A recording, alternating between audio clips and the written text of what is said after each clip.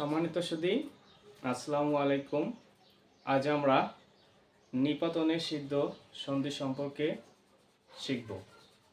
যে সন্ধিগুলো প্রচলিত নিয়ম মানে না, সেগুলো হচ্ছে নিপাতনের সিদ্ধ সন্ধি। আমরা ছন্দের মাধ্যমে শেখার চেষ্টা করব। দেখা যাক, বৃহস্পতি ও বনস্পতি তারা পরস্পর তস্কর একাদশে গোষ্পদ চুরি করে।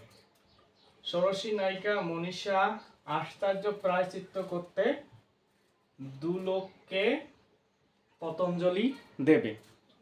তাহলে আমরা দেখি, এই যে বৃহস্পতি বনস্পতি পরস্পর তস্কর একাদশ গোষ্পদ ষোড়শী মনীষা আশ্চর্য প্রায়শ্চিত্ত দুলোক আর পতঞ্জলি। তাহলে হচ্ছে যে বৃহৎ যোগ পতি বৃহস্পতি, বন যোগ পতি বনস্পতি, পরস্পর পর যোগ পর পরস্পর, তৎ যোগ কর তস্কর, এক যোগ দশ একাদশ, গো যোগ পদ গোষ্পদ, তারপর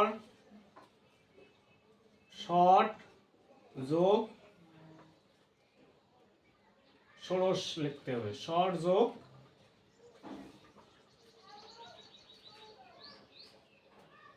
এটা হবে ষোড়শ হবে,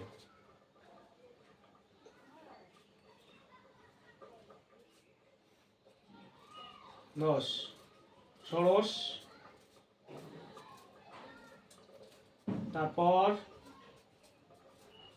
মনস হসন্ত দিতে হবে, আর এটা হবে ঈশা হবে মনীষা, মনস যোগ ঈশা মনীষা, আ যোগ চর্য আশ্চর্য,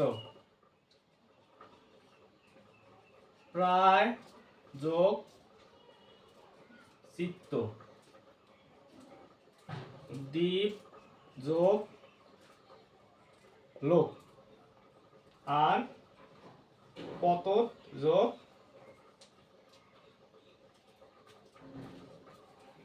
অঞ্জলি।